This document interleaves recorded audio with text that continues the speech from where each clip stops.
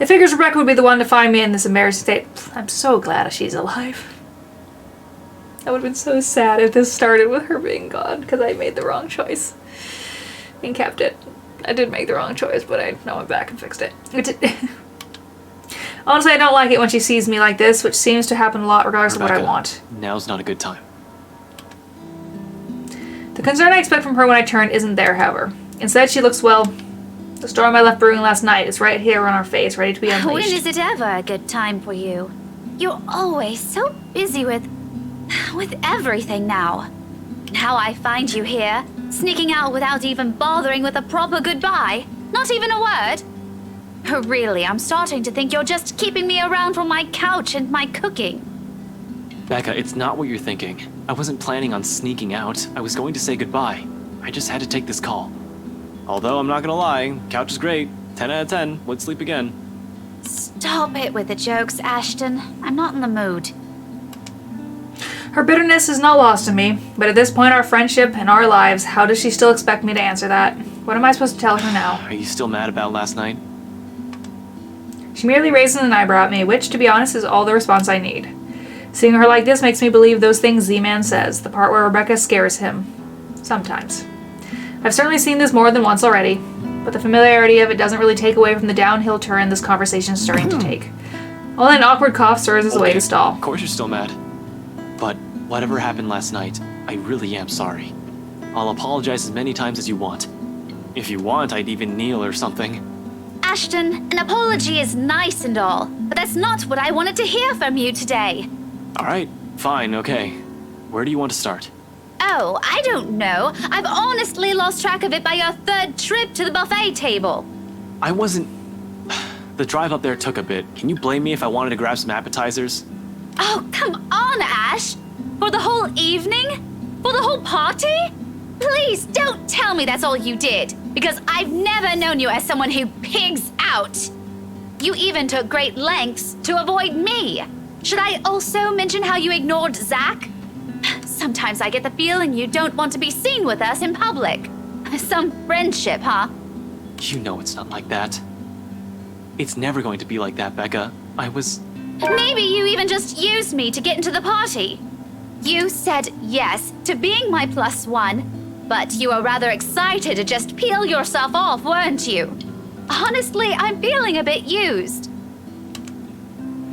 I couldn't even look her in the eyes.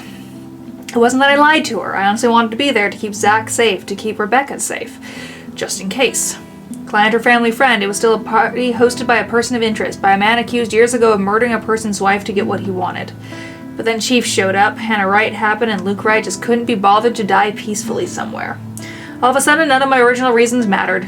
If I was found out right then and there, hell, if Zach and Rebecca's connection with me was found out, who knows what might have happened. But Rebecca doesn't understand that, doesn't understand what I can and can't say to keep them from harm. It's all in her eyes and the tight line of her lip and her furrowed brows. I'll ask this again. Just what were you up to during the party? What were you doing that you couldn't even take 2 seconds to make time for your friends? This day is just off to a wonderful start. First my case, now Becca.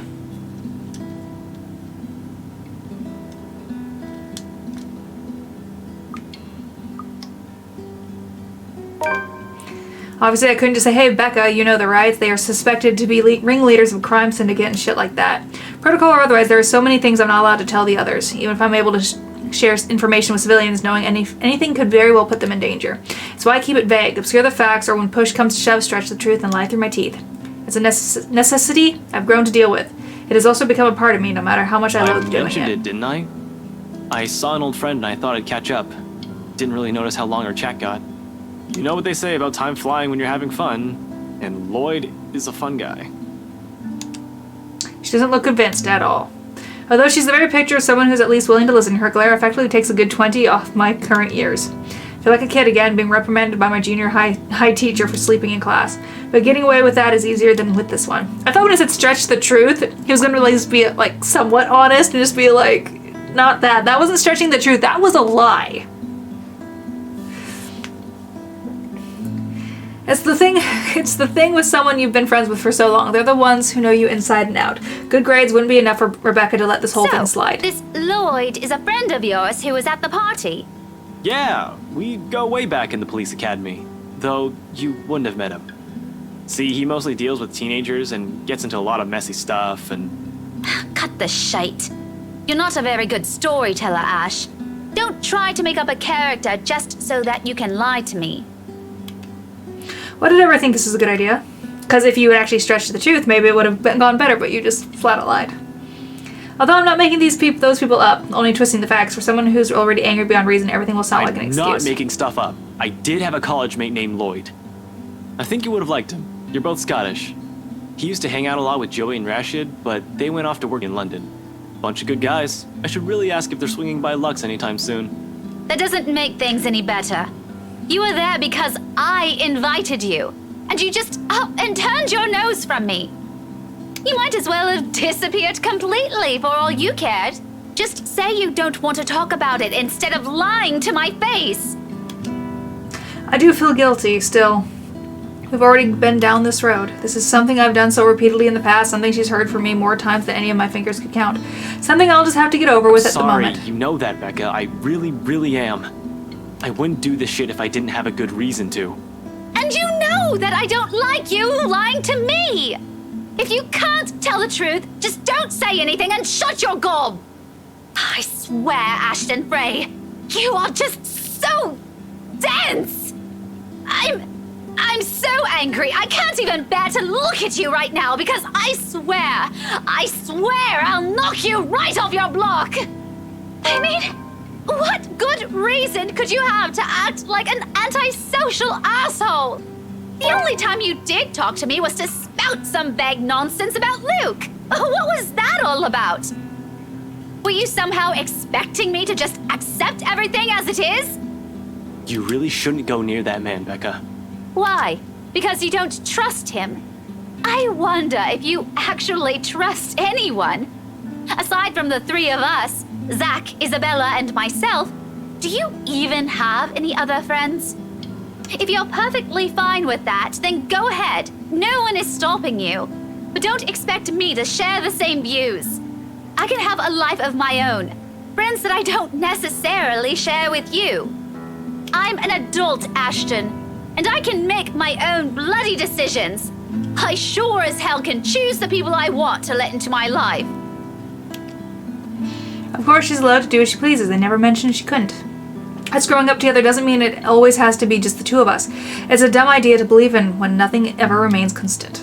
Things will inevitably change through the years. She'll make friends with people outside our little circle. I'm just as free to form relationships with other people. But why of all people, why did it have to be him? Why did it have to be Luke Wright? That guy is nothing but trouble. The shadow of a crow went across my window. How can she defend a guy like that? She's already calling him Luke for Pete's I trust sakes. Zach, I trust Isabella, and I trust you, Rebecca. So why can't you trust me on this? You need to stay away from that man. Because he's... I really wish I could tell you. What was that saying Isabella mentioned before? A liar is a brother of a thief.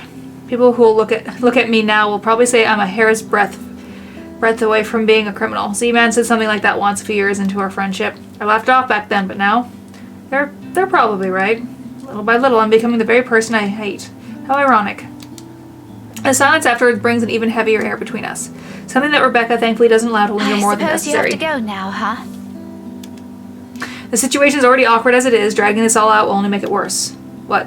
Difficult? Messed up? As if it isn't already. Back to your case again? I don't really have to. I have no case. As far as the job is concerned, I have the weekend off until I have to report to Chief on Monday. Although I don't want to just throw in the towel on this. Orders are orders. This isn't like the movies. I don't get to say fuck off, throw my gun and badge it, and become some vigilante, save the day, and get my job back. I'd rather get my ass thrown in jail than do any of that. But it's also not in my nature to sit still and do nothing. It'll drive me crazy if I just idle about. Besides, there's someone who has to know about this whole Luke Wright thing. I need to go talk to Professor Clark. And there's something else I need to look into. That other matter she mentioned last night specifically, things even the news have been blasting out to the general populace lately. Evening, afternoon, morning, all deaths with the same modus? Blamed on a single serial killer? Or is it still the case? Early hours of the morning today. The fire was contained in the room and no other tenants were harmed, according to Lux One Police. We're grasping at straws as far as these murders are concerned. In the first place, I'm not the one heading to this investigation, yet look at me treating it as if another high-profile case on my shoulder. How sad is that? Although all three of my friends have mentioned seeing something strange, I don't want to go into that line of thinking for now. Not yet. Not until I've exhausted every logical argument I could throw at it. To be honest though, I don't know how to take all of this anymore. But I've already given Isabella my word. It'd bother me more if I didn't follow up on a promise I made to her. And after Rebecca's claims last night, there won't be enough sarcasm in the world if what my friends have been telling me is true. I can already hear Isabella's laughter, Figures. in fact. What else can it be? It's not another case. That issue Isabella mentioned yesterday morning. I'm sure you remember. You were there. Well, at least you're not neglecting all your friends. Becca, I promised her I'll... She doesn't wait for me to finish. With a roll of her eyes, she turns around and shuts the door in my face. I have no idea what I've said this time, I but deserve that. we'll just have to fix this some other time. By then, her temper's sure to have cooled off significantly. Hopefully. For now, I can't laze around. Gotta attend to things that matter more. Professor Clark first, deliver the bad news, then the issue with BRC and Isabella. Maybe I'll also drop by Zach's, check on him, hear what he has to say. He has also read that damn letter. I might as well, while I'm here, playing a paranormal detective, or was it supernatural? I can't remember. Whatever, it wouldn't hurt anyone if I tried to get to the bottom of this. If nothing comes out of this, good. Everyone can shut up about stupid curses and we can finally get back on track with our lives, on to more important stuff. If there is something... There's a moment of confusion when I don't see her familiar ponytail about, only to find her standing behind the door to her apartment seconds later. Isabel holds it open, though only slightly, as if to hide from anyone who might have happened to pass by. This early and on a lazy weekend, I doubt anyone would. And from the gap and in what little light there is behind her, I could make out the appearance of someone who has just clearly gotten out from bed. Hair in complete disarray, eyes still heavy with sleep, and a small pout on her lips. She hasn't even gotten out of her pajamas. I look away long before my sense of decorum kicks in. We might be friends. I'll even dare say we've grown closer over the years, but that doesn't extend beyond the bounds of propriety? Christ, even Rebecca never greets early visitors in her sleep clothes. Though maybe it's our fault why she's up this early. Still, heat makes a slow crawl up my neck, one that I quickly downplay with a solid cough. Isabella, you're up early. Lame. No, I'm not. I'm usually up at this hour. You're the one that usually sucks at getting up early. Says the person who looks like she's just fallen out of bed.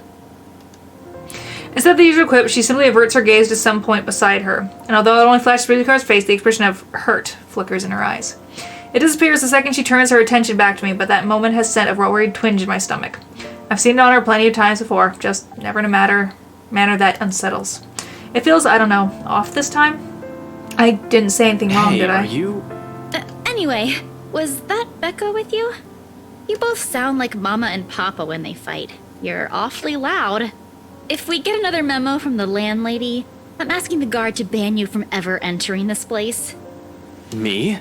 Becca's the one almost shouting. Yeah, well, she lives here. You don't. You have no excuse. You're the suspicious-looking person. Thanks. Glad at least one person appreciates how I pretty up this place. Don't flatter yourself. This place would be so much better without having to see your face every few days. She follows it up with another pout. But her ruffled appearance, particularly how puffy her eyes are, I noticed just now, takes away from the intimidating effect she's trying to show. Really, right now, she just looks more like an angry puppy. I might have laughed had it not given me another nagging sense that something is definitely wrong with her. What, has she been crying earlier? That is worrying. She rarely does that. The only time it happened, the one time I've seen her generally tear up over something, I think it was after Devlin Court, the night at the bridge. I want to ask. She seems determined to keep it to herself, though. Did something... About yesterday, Ash. The things we talked about. Do you think we can take a look at it today? We? I never said you're coming with me. Don't worry, I didn't forget about it. You'll be the first to know if I find anything. No, I want to go with you. I'll be ready in a few. This won't take long. Isabella, you really don't have to. I can handle it on my own. You'll just... I won't get in the way, I promise. Besides, maybe I can help. You know, if there are files you want to check. I don't like what she's implying. It's true LPD's having a hard time with this, but taking Isabella with me, it's out of the question. Under normal You're circumstances. the one who's going to get in trouble if you do that. You said it yourself. You need information. And I can help you get that. And And it's not like it matters anymore. I just don't want to stand around doing nothing today. There it is again. The slight shift in her eyes, the mild crease forming between her eyebrows, and the mild slump in her shoulders while she crosses her arms tightly around herself, like she's shielding herself from whatever painful thing there is out there. I have plenty of reasons why I shouldn't let her tag along. First and foremost, she's a civilian. Second, I have no concrete plan of action yet. I'm going into this blind. No matter how I look at it, it's simply better for her to just wait so she won't there's a B missing. She won't be dragged into what might be another one of my failures. Her assumptions might be a dead end for all we know. But seeing that expression on her, hearing her speak those words out loud in a desperate, almost pleading tone, I can't bring myself to say no. So I give in, because right there I can see myself in her. The person who doesn't want to stay idle, who doesn't want to think of the problems All right, haunting him. 5 minutes. What? You're timing me? Well, I can't wait forever. I'm a very busy guy. 4 minutes and 45 seconds, Isabella. I hate you so much. I'm taking back what I said last week. You haven't changed at all. 4 minutes and 30 seconds, 29, 28. I'd hurry if I were you. Ugh, you're awful! I hope you never get a girlfriend. She slams the door right there. Although my chuckle, the mirth and the lightness of it linger. With her, those have always come easy somehow. Even if it echoes fades, only the ghosted It's smile not remains. like I'm looking for anyone else. I want to tell her. It's not because I can't. I won't. I'm the one who has chosen not to until I fixed myself, until I found myself underneath all that guilt and those lies I've been telling all these years. Because no matter how heavy the weight of these feelings are, I'm not yet worthy of them. Of her. Until then, little words and gestures are the only things I can offer. Minor stuff such as digging deeper into this thing with BRC in order to ease her worries. I'm not even sure if this will give us anything. Unlike with the firm case, which I already have proper leads on, I'm just going by her word on this. Speaking of the Luxborn firm case, I still have to inform the professor. The apprehension there for sure. I've made a lot of promises to the man, and I would have preferred to tell him in person, not over the phone. But it's better for him to hear it from me rather than from a stranger. The ratings offer a steady support while I wait for him to answer. I'd like to think I can do this without losing my nerve. My grip on the bar surely tightens though, once the call connects. Not running today, Professor? He's usually at the park on late Saturday mornings as long as it isn't raining cats and dogs. Keeps him young and healthy, he says, and he's certainly fit for a man of his age with a sedentary job. Oh, no, not today. He's definitely at the usual place, though. Cheers and laughters, likely from the children and families filtering through the receiver. I tend to avoid the park precisely because of this. No use reminding myself of the could-haves when it's already over. Mom's doing well with her career. Dad's also fine the last time I visited. Although neither were married, they're both content with their lives as it is. I'm probably the one who's still caught up with it, hence my aversion. But all in all, it's still a pleasant sight to see, if the kind who takes joy in such sights like Professor Clark does. Enjoy the nice weather before it takes a turn for the norm again. And to what do I owe the pleasure? The guy certainly seems happy right now. In any case, I almost don't want to break the news to him. But it's better to get this off quick as long as he doesn't shoot the messenger. He's not the type, however. Long-held resentment can change a person, even someone as mild-mannered I as was the hoping to talk professor. to you about the case. I suppose I'm just the downer today. As soon as I say these words, he pauses and lightness in his voice is gone in an instant. Every time we've talked about this in the past, he does that. He's probably trying to gauge the situation based on the tone of my voice. Nose itch. Perhaps it's a good thing I'm delivering this news through the phone. Who knows what he'll see in my face and my mannerisms. The art of keen observation, I learned it from the man. He probably already has an idea what this might be about from my manner of You speaking aren't in alone. trouble, are you? For a second I hesitate, looking at the dirt beneath my feet. But I manage eventually, after a long, ragged breath. I pick up where I've left off, though still fumbling with my words. I'm in a bit of trouble, if you can call it that. Ashton, I only assume that tone when there's a reprimand at But- its heels. But I'm not in danger or anything. you've said that same excuse a million times before, Detective Inspector. That exhausted rasp in your voice tells a different story. It's nothing like what you're thinking. Don't worry. I was just... I was taken off the Luxborn firm case. I expected anger, frustration, maybe even disappointment, but all he gives me is a small sigh of relief. So, well, at least you aren't in danger. Liz wouldn't be too happy if she heard you right now. Liz. Aunt Liz, she insisted I call her, his late wife. A sweet-tempered woman by so many standards. They were never blessed with kids and contented herself with simply managing their bakery. But she's the closest I had to a mom in the few years I'd known her, the professor too. In the absence of my own parents in my life, the two filled the ache their divorce left in me. Believe me, you'd get an doorstep looking like you haven't slept a wink either. How many years has it been since? 9? 10? I can still remember it vividly, 2 men, primly dressed, briefcases in hand, and a stern look at each other's faces. They were already frequent visitors to the bakery for a few months, something about a lot being a prime property in downtown Luxborn. I think they were hoping to settle a deal with them, but neither of the couple gave in to their demands. Why should they? That quaint little shop was a dream for them. Aunt Liz sent me home early that night after a fruitless wait for the professor. The next morning, news of the bakery razed to the ground. The news of the bakery razed to the ground had spread across the whole city, one casualty. A few weeks later, the property was sold to Wright Enterprise. A fucking hotel now stands in its place. Of course, an investigation was launched after the incident. The name Luke Wright was briefly at the center of it, but that was with the lack of any evidence, the case ultimately went cold. Oh, the professor hides it well. However, I can tell that he hates the man to this day. He might even blame Luke Wright for the very tragedy that happened to the city. He has never blamed me, though, when I'm all as equally responsible. I knew something's off the moment these men stepped into the shop. I could have saved her that night. I could have prevented anything from happening to her, called for help or whatever. I didn't. So it continues to eat at me until today, the guilt. The Luxborn firm case would have been our chance at reopening that old case. We could prove Luke right of his crimes. Instead, we're back to square one. Yet all he has for me are words of comfort. To think he can still be this concerned about me after my carelessness, after I've broken another promise a second time. People never cease to amaze me. You failed as an officer. Or maybe you think that you have failed me. And you know more than anyone. I would love to see that man taken down. If anyone deserves to be tried in high court, it's him. But I'm glad nothing's happened to you while you were working on this. That's what's most important. I'd hate to get news like that again. Suddenly he stops. I imagine a thoughtful look flashing in his eyes as he thumbs the wedding band on his ring finger before he continues. Another habit. He has never removed it since that day. Has never thought once to remarry, even when he managed to continue his life and returns to some semblance of normalcy. It's his way of honoring her, I suppose, when he could bring to justice the man responsible for his loss. Some people are just hard to forget. It's not like another death. Yours or even his. Will bring back my wife. Silence falls between us afterwards. I don't quite know what to say after that, really. Should I apologize? Show some sympathy? Going into this, I should have thought of something other than just breaking the news to him. As it is, it seems the only thing we can do is feel sorry for each other's misfortunes. I apologize, too, for putting you up to this. Another occasion, under different circumstances, I might have accepted that, but... You didn't have to. But you've already done more than any officer who has investigated this. So don't worry about this, old man. I know your department's people all have their hands full recently, too.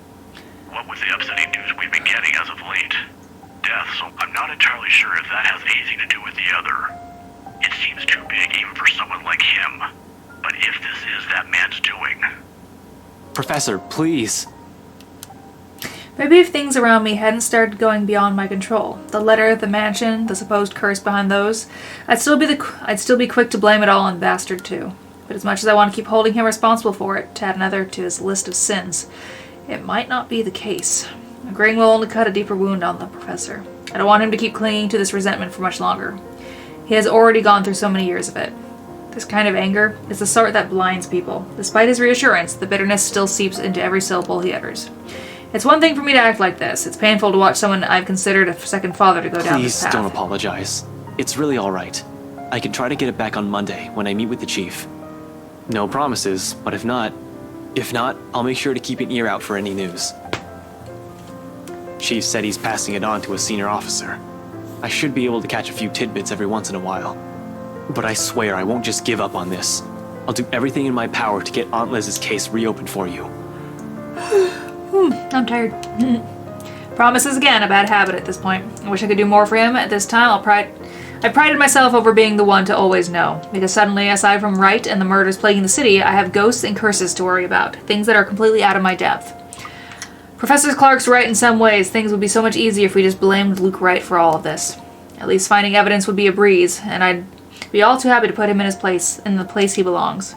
Although, if he was, in any way, also complicit to what's happening, legalities have my hands tied. But maybe that's my fault. I might have missed the ticket to closing the case once and for all last night, if only I had done a better job during the party. But then, the commotion. There was Hannah Wright and Rebecca distracting me from my purpose too. I'd include that gate crasher as well, even though it's only for a moment. So many things have gone wrong last night that... This isn't a prank! I saw something! See? This is why I didn't want to tell you guys. It's not a joke. Will you guys listen to me first? I saw something in the house earlier. It stood right in front of me. If I hadn't gotten away, that thing might have... Last night at the party. But it's real! What do you think I saw? It happened after, when I was trying to get away. I almost got stuck in the same room with that thing. We're all in danger. I thought you were my friends. Why don't you believe me? That woman. Why don't we all calm down first? I'm sure Isabella has her reasons too. No need to be hard on her. Shit. If that was what Isabella had been warning us about, if it was the same thing Rebecca talked about last night, how many of these instances have I dismissed since reading the letter? How many have I ignored and passed off as some effect of fatigue or lack of sleep? Even last night, the hallucinogen lacing the food is the first thing I considered, purely because that's what my training dictates. It's a mindset I've grown used to. It's a setting the gears in my head automatically takes in a situation like that. Of course, I'm not discounting all of that yet until I have enough information, something to form a conclusion from. Proof in whatever form it may come. But thinking straight is impossible when all of a sudden all your beliefs are being upturned in the most violent way possible at that. Jesus, I need a sounding board. I need to talk to someone, and Zach's the best person for that. I have to go, Professor. Oh, no problem. But what are you... I don't have time to stop and listen to what other professor has to say as I cut the call short. In the same second, Isabella emerges from her apartment fully dressed and ready for the day. As usual, she greets me with a smile, but it falls just as fast when she catches a glimpse of my face. Shame, that would have been the first comforting thing I see today. It annoys me that I'm partially responsible for the worried one replacing it. I must look close to a picture of someone choking or dying, because there's nothing but concern in the first word she speaks. Are you... Do you need to go to the bathroom? Yeah, no, I don't, okay? But we should hurry. Come on, don't forget to lock your door. Seriously, you look like you're about to fall over. Are you alright? Because if you're planning to faint right here, I won't be able to carry you. Yes, don't mind me. I just remembered some... stuff from last night. I need to talk to Z-Man about this. Mind if we drop by his place first? Shouldn't we call him? To let him know? It's still pretty early, though we'd probably arrive there around noon. Also, what do you mean about this? Is Zach... He was also there when I opened the letter, right? He read it too. I'm sure he's fine, but it wouldn't hurt to check on him. To make sure. See if he'll say the same things you told me yesterday. If he's also been seeing things, if it's also the same woman I I'm not saw saying last there's night. really a curse yet, but we have to look at this from every possible angle. And don't worry, he won't mind. He's probably just watching TV right now. Let's go. Okay, but speak up if you're not feeling well. You really look like you're choking on something. You didn't have to do this for me in the first place. You know it's not as simple as that. We head down to my car in record time, with not a single second wasted to hit the road and drive to Zach's place. If any one of us, other than Isabella, who knows anything about what's going on, who can help with the sort of muddled mess my mind is, it's gotta be him. He listened to her.